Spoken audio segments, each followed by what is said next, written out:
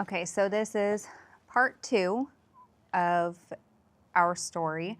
And for a refresher, my name is Danielle. I'm a full-time caregiver for my husband, Casey. He is an active duty Marine who is about to retire at 20 years. And he was diagnosed with grade 4 glioblastoma last year, which is a terminal form of brain cancer. If you haven't seen part 1 yet, go back and watch it. It'll give some more context and background story to us and this road that we've been on for the last year and a half. So one thing I did not mention in the first video is some things my husband has been diagnosed with since the glioblastoma. He has recurrent UTIs due to needing catheters, intermittent catheters, every day to be able to urinate. So he has something called neurogenic bladder, and he's been on and off antibiotics for the better part of a year and a half because of these recurrent UTIs. He has something called SADH, which is syndrome of inappropriate antidiuretic hormone, which is where your body doesn't regulate how much sodium is or how much fluid your body is able to process, I guess. So it affects your sodium levels. So he has something called hyponatremia, which is low sodium levels. So he takes a medication called urea, which is it's like a powder that he has to drink every single day so that his sodium levels are able to be in a safe zone. And the opposite of that is hypernatremia, so that's too high of sodium. And that'll come into context like later on in this video. But he also has a history of seizures, vasovagal syncope, aphasia, which is difficulty finding your words and speaking. He has difficulty with his mobility. Some days it's been better since like December of last year though. So we moved here the end of August. September, like the end of the first week of September, probably around September 9th probably, he had some kind of like seizure, syncopal episode type deal where he took his medication like halfway laying down in bed and then he started coughing. So I thought he had possibly aspirated it, and that was his seizure medication. And, you know, he went kind of non-responsive after that. Like he wasn't getting up out of bed. He wasn't listening to what we were saying. So we called EMS, and they took him to a local hospital here. And we get him to the ER, and he gets checked in, and the ER doctor is like, you know, she pulls me aside, and she's like, you know, he has brain cancer, right? I'm like, I know. And she's like, you know, it's glioblastoma, right? And I was like, I do. Sorry if you guys can hear like traffic. I'm sitting outside so that he doesn't have to hear all of this all over again. So then she's like, you know, it's terminal. Like, this isn't good, right? I'm like, I know. Like, at this point, I'm losing my patience because, like, obviously, I know that my husband has terminal brain cancer. Obviously, I know it's not good.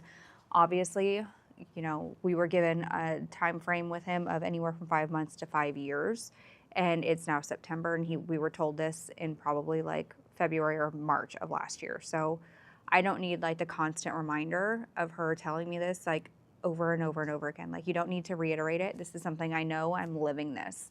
So when he's in the hospital and he gets admitted, and he was in the hospital admitted at least once a month pretty much from January of last year to September, where we're at when we first moved here. And so like I know how he gets in hospitals. He gets non-responsive. He gets like a little hospital-induced delirium. You know, he doesn't like to talk to people. Like, it's overwhelming with the doctors, the nurses coming in.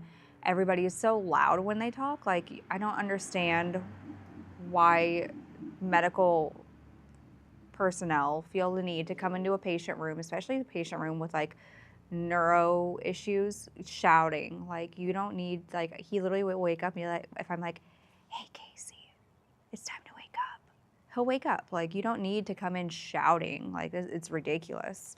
Like, I get some patients you might, but we don't need to come in like hot off the bat, like shouting, trying to get his attention if he's sleeping. It's also startling. Like, I feel like it's not beneficial. Anyways, that's beside the point. So he's admitted, and he's not really like participating in conversations with the doctors, and I'm trying to tell him, like, this is how, try to tell them this is how he gets when he's in the hospital. Like, he's in PO, so he can't eat or drink anything, and it's been a couple of days now. I'm like, I promise you, if you give him food, even like a fruit cocktail cup, if you give him applesauce, if you give him like a little bit of water, he will perk up. Like, give him something to eat or drink. Like, he's hungry because we took him first thing in the morning. Like, he was taken by EMS before we had even gotten out of bed. So, you know, he went all day that day without eating the next day, and he'd been there for like a day or two, and he was still in PO. And I was like, I promise you, if you give him something to eat or drink, like, he'll perk up. Like, this is how he gets. But the neurosurgery team, I feel like it was neurosurgery, maybe neurology, they came and did a consult, and they're like, you know, I think this is it. Like, you need to get ready to say your goodbyes. I'm like, I'm not ready to say my goodbyes. Like, this is not happening. Like, we went through this with the previous hospital. They were telling us, you need palliative care, you need hospice. Like, he's not getting better. This is the end. Like, you know, this is not, he's not going to get better. He's not going to come back from this. He's going to be bedbound for the rest of his life. Like, this is not a quality of life. I'm like, it's for the previous hospital. I'm like, this is not a quality of life, because this is the life that your staff is giving him. And after we moved here, hearing them say, like, this is the end. Like, if this was my family member, I would start saying goodbyes. I'd call whoever you need to. And I was like, this is not why we moved here. We moved here for care. So, you know, I was like, again, I understand where you're coming from, and I understand the severity of it, but we're not there yet. I know him. We're not there yet. Part of that might have been just like extreme denial, but I was right. We weren't there yet. I told his nurse, I'm like, I promise you, like, I know speech is not here over the weekends, but I promise you, if you just give him something to eat or drink, he will come back to life. And so she, like, snuck him a little bit of juice. She snuck him like a fruit cocktail, and sure enough, like, just that little bit got him like moving up, sitting up in bed, a little more engaged. He was talking to the best of his ability. And she was like, you were right. And I was like, I know, because this has been our life for the last 7-8 months. So, like, I know him.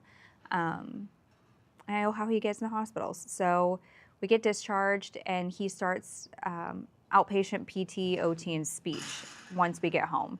And keep in mind, he was wheelchair bound. He was bed bound. Like, we had to, when we would get him out of bed, we had to put him in from the bed to the wheelchair to get him out to the living room. And now we live in a one-story house, so he can actually leave our bedroom, whereas in Maryland, we couldn't. Like, we had a big bedroom where we had a recliner, and his world was, aside from like the trips to the hospital, was going from the bed to our recliner in our bedroom, and that was it. So now that we're here, he's able to be out in the living room with us. He's able to get a little bit of a change of scenery. We have his recliner is next to like a big glass sliding door with blinds, so he can see. We don't have a fenced-in yard, so he can see people coming and going. He can be in there while we're cooking and hear like normal household things versus just sitting in a silent room with TV on. So I think that is a huge like change for him, and it's for a change for the better. So once we're getting him out of bed into the wheelchair, like, it's me supporting his weight, and my mom is having to push the wheelchair directly underneath him. And then we're getting him from the wheelchair to the chair, and it's me supporting basically his entire body weight. And I'm 5'3", and at the time like 135 pounds, and he's 5'11" and 210 pounds. So it's a lot on my body to be able to do this. So he starts PT, and it starts really slow. He starts OT, and again, it starts slow. But he starts it by like the 3rd week of September, I think. And by October, mid-October maybe, he's like up and walking around the house. And then November, I think it was, he was walking around the house like without a gait belt, like without someone supporting his weight. He was walking with a walker, and our goal was, like, we had changed the goal like a few times of just getting him to be able to walk with a walker. and then getting him to be able to walk with a walker without a gait belt someone holding him. And then it became getting him to walk around the house with a cane. And then it became getting him to walk independently. And he basically went from using the cane, like walker to the cane, and then went from the cane to nothing. Like he didn't use the cane for very long at all. So by Christmas time, he was walking around independently. January, we got him into the gym. So that time frame of his mobility like rapidly increased, and it was amazing to see. So they finished up with PT, OT, and speech by Christmas time, I think it was. And then going back to September, he had started Avastin, and that's an infusion that he gets every 3 weeks. So he got, before we left Maryland, he had one MRI in the end, like mid-August, and we were told by the oncologist, like, it's clear disease progression. Like, he's getting worse, the disease is progressing. And that oncologist did not wait for the MRI read to be back. She read it by herself, and the MRI read had come back just like the day after we moved here, I think, like the day after we left to move here. And it literally, the radiologist said, like, there's no changes. It's stable compared to the MRI in June. So we never even got a call saying, like, hey, I'm really sorry, I was wrong about the read. Like, it's not progressing. There is no tumor progression right now. Like, that's just how it was. And that's like the reason why we left, was just, it was unprofessional. It was awful, if I'm being completely honest.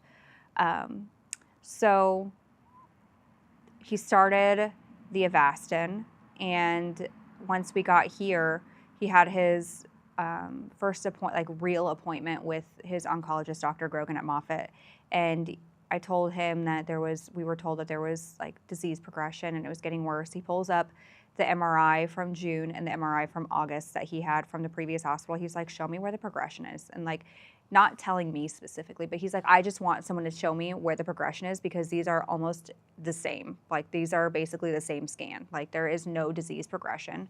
So September, the last few days of September, he starts fasting, and by his next MRI, which was in October, the tumor itself had shrank. The enhancement around the tumor had shrank. So he's getting improvement like immediately. So the former oncologist is telling us like it won't work for his tumor type. It's not going to work. Like, his tumor is unmethylated. It won't work. Meanwhile, we get here, we started immediately almost, and it works. And not only does it work, it shrinks the tumor. And we got him down from 12 milligrams of steroids of dexamethasone, and now he's been on 1 milligram for months and months now. So that was stable.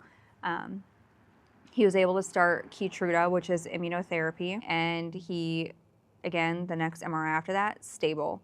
And he stayed pretty stable up until recently. So again, January, he was mobile. We were going to the gym. He was using his walker and wheelchair like for outings just in case he got tired, but he probably honestly could have done it without it. But we got him in the gym. He was using the gym equipment by himself. We only went like 2 or 3 times, but since then he's been doing really well. There's been a couple wheelchair days here and there, but he's adapted really well. He still has days where he has no idea who I am, or that still has no idea that we moved to Florida. Like, if I ask him, he goes back to, we live in Maryland, and that's because that's the last stable place that he remembers living. Like, we moved here 7.5 months after his diagnosis, 7 months after his diagnosis. So, of course his brain isn't going to remember that. But the more we do things like in repetition, the more he remembers them. So we're continuing Avastin and Keytruda. He stopped temozolomide, I think, in October or November. So his only true therapies are Optune, which is a device he wears on his head, and it sends electromagnetic or electric waves fields into his brain. They're tumor treating fields, and it stops the cancer cells from replicating. But the last, I don't know, 6 months, he hasn't been wearing it consistently because he forgets that he needs to wear it. It itches, it's uncomfortable, it hinders his mobility. Before I know it, like I can turn around and go pee and then come back and he's got them all pulled off his head. So that's been an issue we've been dealing with. He gets rashes on his head because he has a sensitivity to the hydrogel. So we have to go periods of time without it when there's rashes on his head. So that's been an issue. In January, he had a spot pop up, like a new growth, and he got radiation on it, one high dose radiation, and that took care of it. And then he had another MRI. And then in February, he had that MRI had shown 2 new spots pop up, and he had radiation on those for 3 days in February, and those are gone now. So those 3 new spots are completely gone. And since then, he's doing well. Up until April, we got his most recent MRI, and it came back perfect. Like no growth, everything looked perfect. He did have to stop Avastin for 6 weeks, so he had to miss 1 dose of Avastin because he needed a dental procedure, and they may have needed to do a root canal. So for safety's sake, because Avastin does increase the risk of bleeding, they held off on it. And then I think that's what caused a new growth. So April MRI looked great. And then in May, he had a procedure called lithotripsy on May 4th, which was his birthday. And that's when he turned 38. So he spent his birthday in the OR getting some bladder stones lasered that had been there since June of last year. So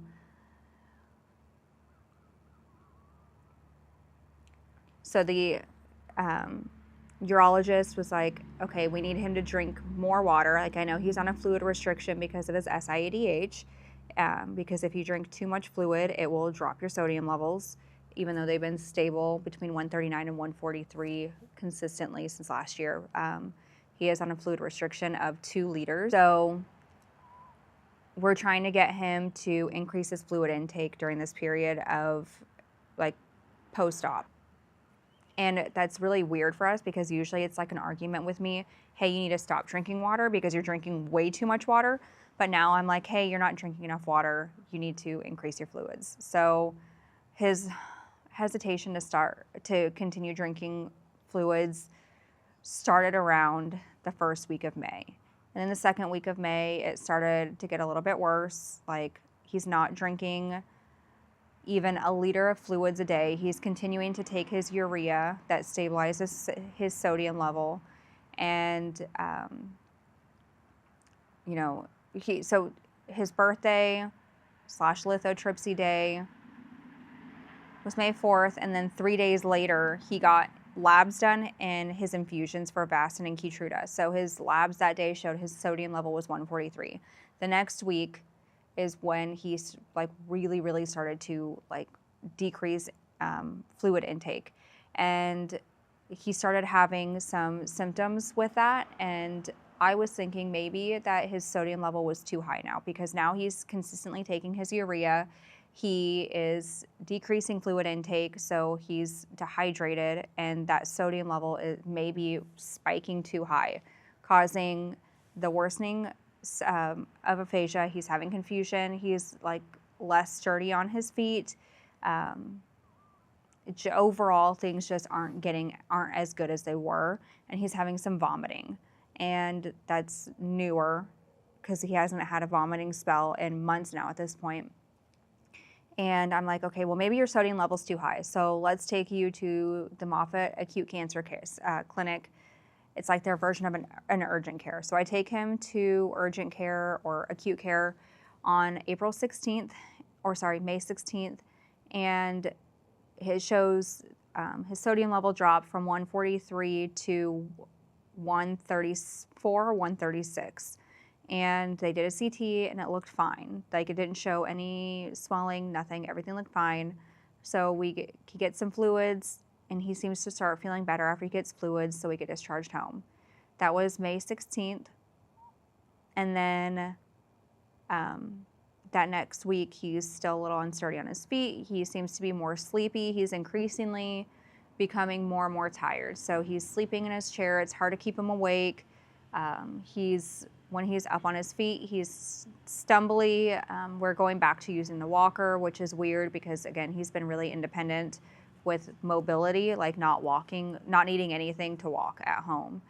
His aphasia is getting worse. I'm like, he also may have a UTI. So he has some VA appointments scheduled for like his VA evaluation, like to see what benefits he qualifies for, because he's doing his medical board right now. And on May 22nd is when his first appointment is. So it's in Tampa. We go to the appointment and he's not participating in the appointment. So he's not really talking to the provider very much. He is kind of just relying on me. He looks really tired. And the day before that, he had a vomiting spell. And we're thinking it's like a reflux thing. So we get him started back on like reflux medication just in case, because it seems to happen after he eats or after he drinks like an acidic drink like coffee or soda. So we start him on that. Go to his VA appointment. He's so sleepy that when it comes time to do his x-rays for his claims, he falls asleep on the x-ray table. The x-ray tech is literally having to move his body around during the x-ray while he's sleeping because he can't get him to wake up. Like he just didn't want to wake him up. I don't want to make it sound like he's like unresponsive, because he was. So this is all new. This is not baseline for him. So I call his nurse at Moffitt and I'm like, hey, this is what's going on. We're literally right down the road. We're less than a mile away. Should I take him to you guys? Because I'd rather him be seen at Moffitt where doctors have access to his full chart, rather than taking him to an outside facility where they're going to keep telling me like bad news when they're not his primary oncologist. She's like, bring him in here, bring him into the acute care, tell them he's having neuro changes, and they'll see him. So I take him in, like right after this VA appointment, we go straight there. And they check his sodium, they check his labs. His sodium went from 134 or 136 the week prior down to 132, so it's decreasing. They do a CT and it shows hydrocephalus, and they can't see the shunt tip. So he has a shunt right here. They can't see the tip of the catheter because I guess it's trapped due to the hydrocephalus. They do an MRI, and that's when we see that there's possible new growth. And I had convinced myself that because there's so much swelling in the brain and there's fluid in the ventricles that, you know, maybe it's what they're seeing isn't growth, it's fluid in the brain and the ventricles causing this mass-like thing to be seen. So they admit him. So they admit him that night. So we're there Friday the 22nd, and then he's discharged on Wednesday the 27th. So over the course of that weekend, and of course it's a long weekend, and while we're there, he's missing 2 appointments on the 26th and the 27th for the VA, so we have to get those rescheduled. But while we're in the hospital, they do an MRI spine because there's something called leptomeningeal disease, and that is where glioblastoma typically doesn't spread outside the brain, but in the instance that it does, it's because little glioblastoma fragments called seeding happens, and it's like little pieces of those cells travel into the CSF, the cerebrospinal fluid, and they travel down the spinal column, and then they kind of like just send their little tentacles out, and it can spread throughout the body that way. So because one of these masses, there's 3 new ones, because these masses, one of them is near the ventricles, they think that they want to make sure that there's no seeding or leptomeningeal disease spread. So they do a lumbar or MRI spine, and it shows no neoplastic disease spread or anything like that. So that's fine. They do end up doing another head CT after his shunt has been adjusted, because they recalibrated his shunt Saturday, and then they did the MRI on Sunday. Monday, they came back and recalibrated his shunt. So after the recalibration of his shunt, he starts having improvements. So the fluid is draining out of his brain now. You can see him improving, like cognitively. PT is able to get him up and moving. His aphasia is getting like slightly better. He is having more urine output, which is a good thing because that means his brain is no longer being compressed to the point that he can't pee. And his sodium levels start coming up. So that means like that's a pretty clear indication that the shunt is doing its job again. So they recalibrate his shunt Monday. Tuesday is like a pretty chill day. We're not really doing much of anything. And then Wednesday, he gets a lumbar puncture in the morning, and then we get sent home that day. Thursday, he has labs and infusion. His labs show that his sodium came back up to 143. I have notes here in case I miss anything. Sodium comes up to 143, and again, he's still having some improvements. He gets a liter of fluids as well as his regular Avastin and immunotherapy infusions. Friday, we have an appointment scheduled with radiation oncology, and basically they say like, oh, well, the MRI from Friday the 22nd isn't the greatest quality. We need to redo it because there's a lot of artifact and there's a lot of movement happening in it. So we're gonna redo it, and if we're gonna bring you guys back on Tuesday for radiation stimulation, and if it ends up being no growth, then we're just going to cancel that appointment and you guys won't need it because there's no growth. But we're gonna keep it there just in case, you know, so that we have something set in stone to get things the ball rolling to get this taken care of. So repeat MRI Monday, and that was just last week. And it does show that there are 3 new growths. So 2 of them, I believe, are close together, and they're in like near the ventricles and the right horn. I feel like my camera is going in and out of focus. I can't really tell. And then the third new tumor is in the 4th ventricle near his brainstem. So we get to radiation or radiology or radiation oncology on Tuesday. They confirm that there is new growths and that they had in fact grown over the course of 10 days a little bit. So I don't know the exact measurements because I can't see the MRI images. But they were able to confirm that they are going to get all 3 new spots with 2 radiation fields. And that was scheduled on Friday. So this past Friday, he had radiation on the 4th ventricle, and that was a one and done. And then the ones near the 3rd ventricle, because of the size or because of the fact that they're too close together possibly, they're going to do 2 more radiation sessions. So one tomorrow on Monday, the 8th, and then one on Tuesday, the 9th. And then I'm hoping to be able to get him started next week on PT, OT, and speech and outpatient rehab because we need him to start having improvements. Like I need him to have his independence back because it really is taking a toll on him having to rely on someone with him all the time, not being able to get up and move around. So there is discussion with his oncologist, and we don't see him again until the 18th of June, but possibly stopping immunotherapy, possibly stopping Optune because it's not working, but also he's just not wearing it consistently. So I need to talk to his oncologist about that. And then starting him on 2 new chemotherapy medications. 1 of 2 new chemotherapy medications. We're going to keep him on Avastin to control the swelling in his brain, but it wasn't the update that I was really hoping for, and it was really, really disheartening. It felt like a punch to the gut, hearing that not only is there 3 new growths, but then hearing that in the course of 10 days they had grown since the previous MRI. So I'm really, really anxious about it. I don't know when his next MRI is going to be. I'm assuming we'll figure that out on June 18th when we have his next follow-up. But yeah, it's a lot.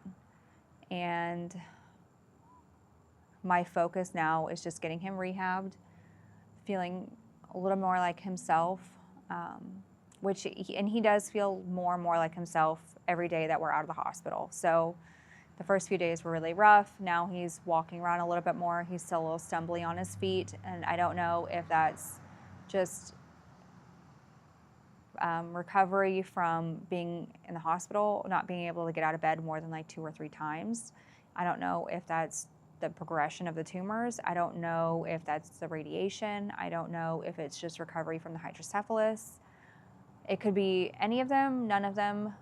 Honestly, it's so hard to tell, and that's what makes this so difficult, is that like you don't know what's causing what. But that is our update from moving here to Tampa to present day. So I don't think I missed anything.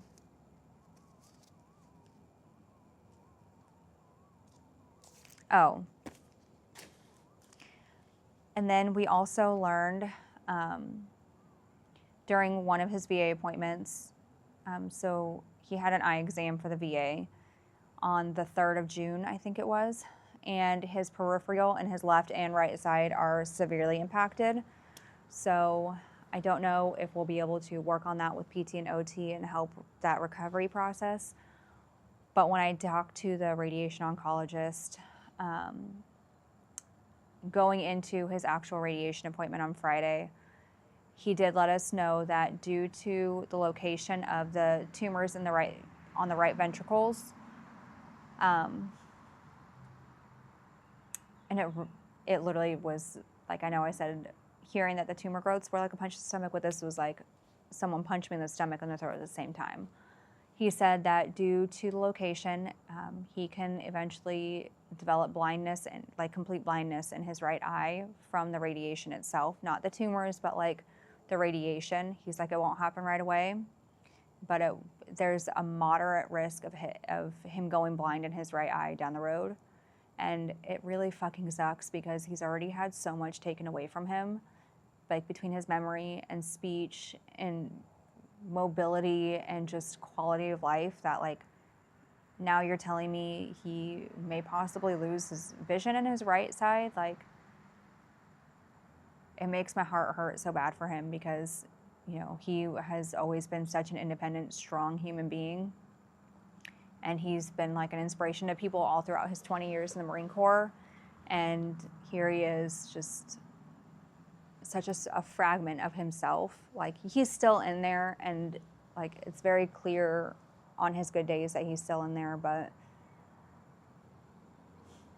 just seeing like so much of him change over so drastically in the last year and a half has been awful. Like, it's heartbreaking. But I'm inspired by him every single day. He blows my mind with how strong he is and his capabilities. So now I think that's the full update. I will try to keep everybody updated as we get new updates. But I will also be posting a lot of caregiver tips on this page, like tools we use, things that may be a little unconventional, things I want to look into as far as like possible therapies for him after I talk to his oncologist. Just really focusing on like the caregiver portion of it, because when I started this caregiving journey, I didn't find a lot of things that like I was looking for, and I want to be that for somebody else. So I really hope that that's something that people can find in this channel, is just, oh my gosh, I hadn't thought of that, or oh my gosh, I didn't even know that existed. I'm so glad I found that. So I hope you stick around. I hope you subscribe and you follow. And even if you're not a caregiver, if you just want to follow us so that we can get some support, that would be greatly appreciated. And I look forward to getting to know all of you better. Bye.